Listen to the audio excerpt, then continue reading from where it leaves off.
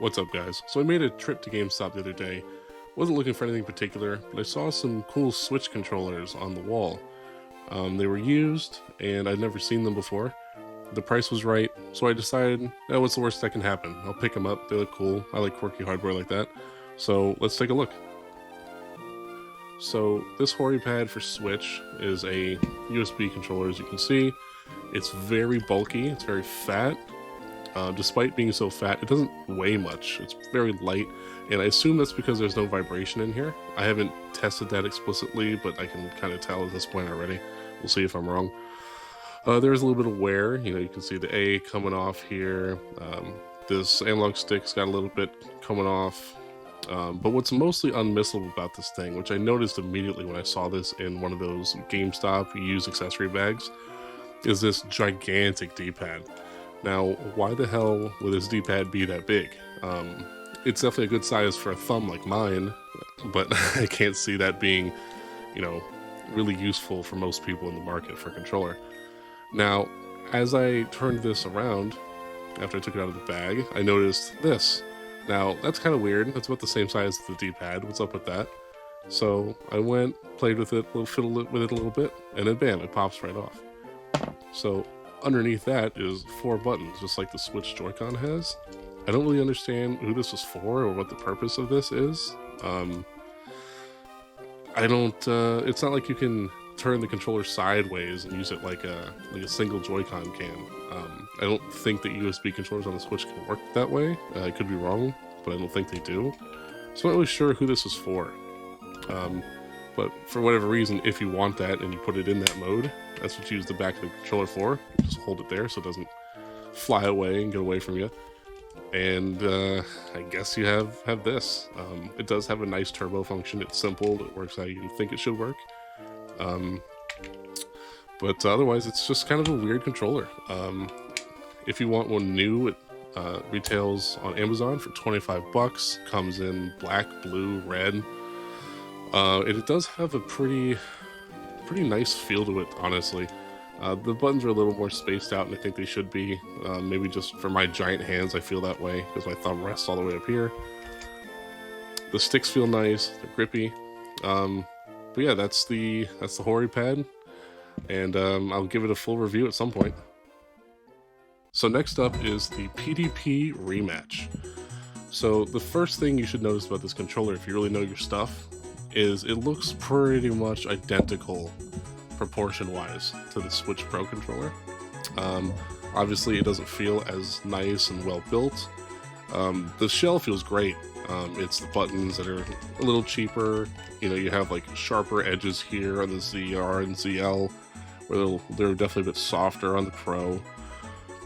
But otherwise, this is a pretty good controller. What really caught my eye, though, was the Mario Kart since 1992 thing. I'm a sucker for legacy stuff and retro stuff, and bringing it back to my first console I've ever had, I think is really neat.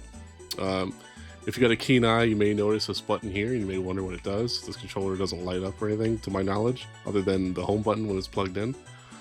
What it does is it assigns the paddles on the back, which is one big advantage over the standard Switch Pro controller.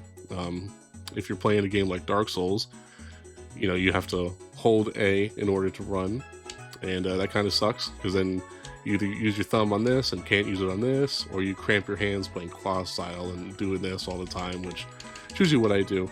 But with the paddles here, you can I like to assign this left one. You can assign that, and you can use that to sprint, to dodge, and all that kind of stuff, and it works great, feels great. But I think this controller is really cool looking. I really like it. I got this one also for 17 bucks or 18, one of the two. It retails on Amazon for 28 bucks from what I found. It comes in a ton of different colors and patterns and styles. And it seems like the price really varies depending on which one you're getting. So keep that in mind. But this particular one I think looks pretty fucking neat. And now we come to my favorite of the three, and this is the PDP Realms. So this immediately caught my eye. This one was only 10 bucks. It is notably smaller than the other two. Probably a great controller if you have young kids or anything like that and that like to play Switch. All the buttons feel great. Obviously the appearance is very striking. D-pad feels great, sticks feel great, nice and tight.